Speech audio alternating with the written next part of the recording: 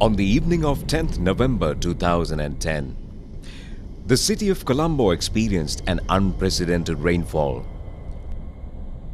Many major sites and roads were flooded, including the Parliament building. This is not the first time. For the last couple of decades, there has been an increase in floods in Colombo.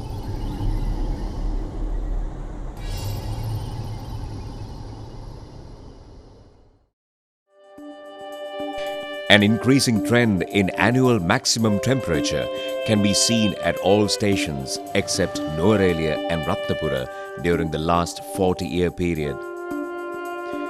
The recorded highest rate of increase is 0.046 degrees Celsius per year reported in Badulla.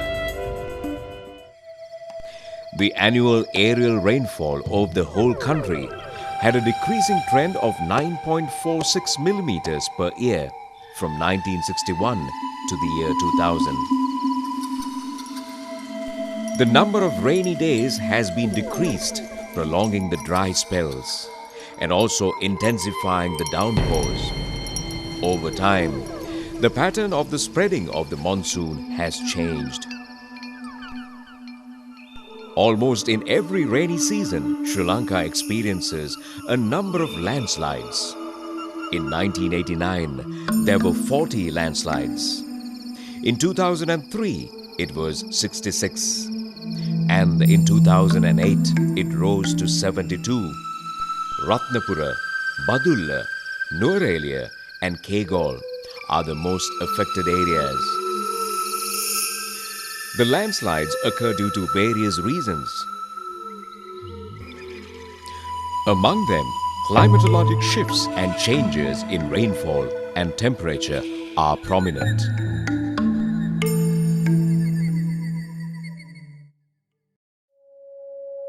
The erratic climate changes have a significant impact on the spreading of food and waterborne diseases and vector-borne diseases such as malaria, filariasis and Japanese encephalitis. Dengue is one of the most problematic vector-borne diseases spread in Sri Lanka in the last 10 years.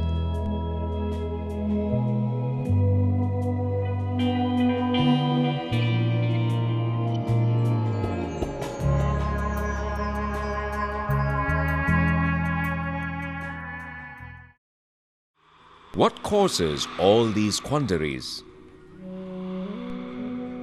Climate change might directly or indirectly influence the acceleration of these natural disasters. The main reason behind global climate change is global warming. Global warming is caused by the greenhouse gas effect. What is greenhouse gas effect? The first thing to keep in mind is that it is a natural and a necessary process for the sustenance of the earth. The earth gets all its heat from the sun. It receives the energy at a shorter wavelength and reflects it back in a much longer wavelength. The atmosphere around the earth and its gases operate as a semi-transparent shield to reflect these waves back and forth,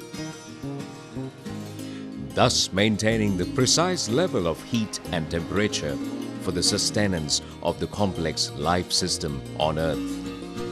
This is what we call the greenhouse effect. The greenhouse gases that play a vital role in the process are carbon dioxide, nitrous oxide, methane, halocarbons such as HFC, PFC and CFC, water vapor, aerosols. However, since the industrial era, extensive burning of fossil fuel and changes in land use patterns led to a drastic increase in these gases in the atmosphere.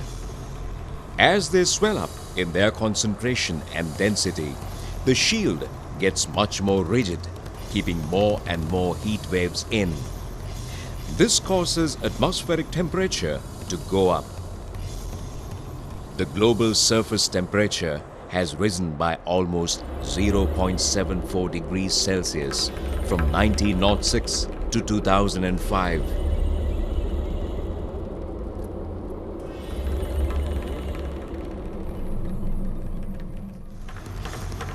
The warming causes sea levels to rise. From 1961 at a rate of 1.8 millimeters per year, and since 1993 at a rate of 3.1 millimeters per year.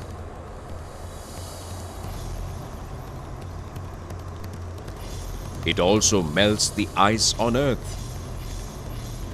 Mountain glaciers and snow covers in both hemispheres have been affected.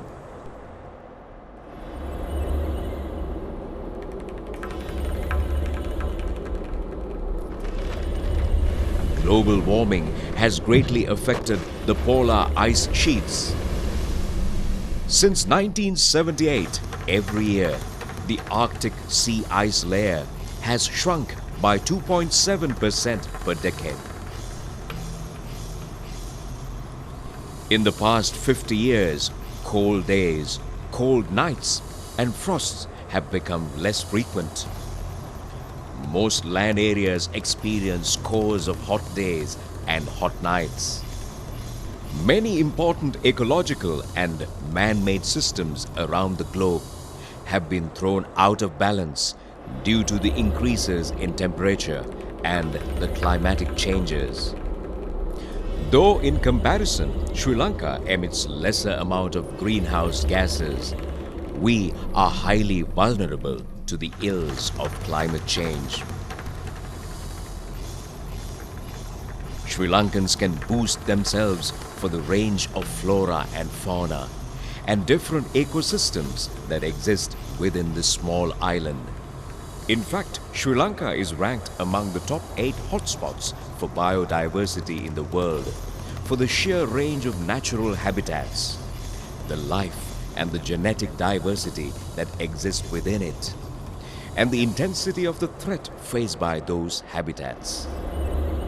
Animals and plants that have sensitively adapted themselves to various climatic conditions can lose out if the climate changes. Prolonged droughts, drying up of waterways, and depletion of forests directly affect the endemic species living in them.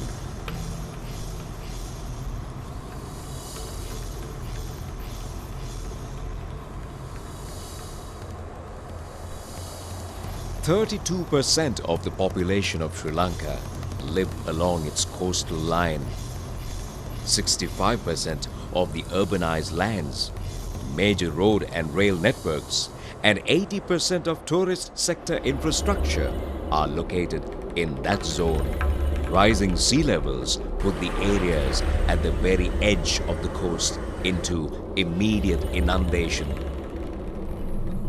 It will also increase the present level of sea erosion. Coastal communities could lose their land and livelihoods in a short space of time. Currently, the country is experiencing an erosion rate of 0.3 to 0.35 meters per year for nearly 50% of its coastline.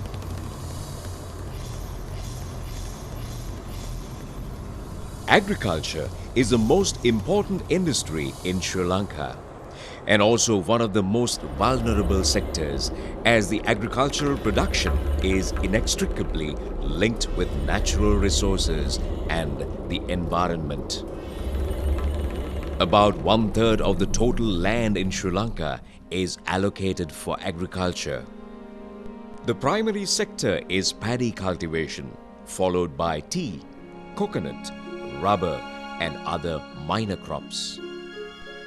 The national paddy production in 2009 was 3.65 million tons. However, it is a decline of almost 6% from the highest ever production of 3.87 million tons recorded in 2008. There wasn't enough water for cultivation during the Yala season. Monsoon rains came unusually late, and many farmers could not get water when they needed it. Tea is a rain-fed crop, and its productivity is dependent on the moisture in the soil. The drought in 1983 caused a 4% drop in production. In 2009, it was 24%.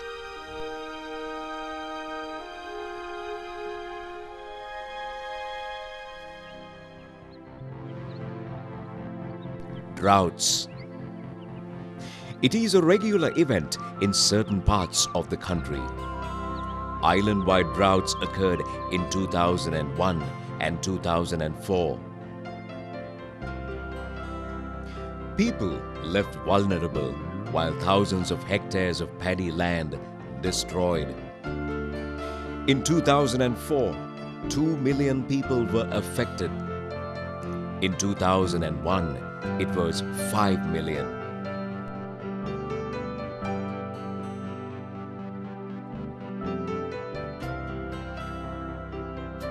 Water is essential to all life.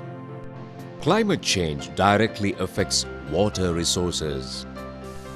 From the total amount of rainfall Sri Lanka receives, we use up only 10%.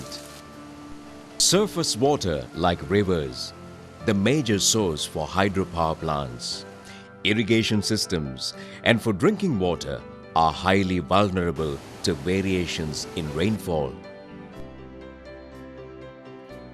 Reduced rainfall from the monsoons would prolong the droughts in the dry zone and reduce the recharge of groundwater, affecting paddy cultivation and the livelihoods of farmers.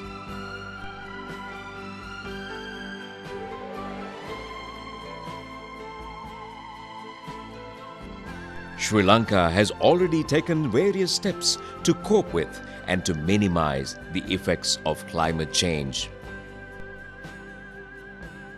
The introduction of climate-resistant crops, limiting construction in vulnerable areas, building beach protection walls,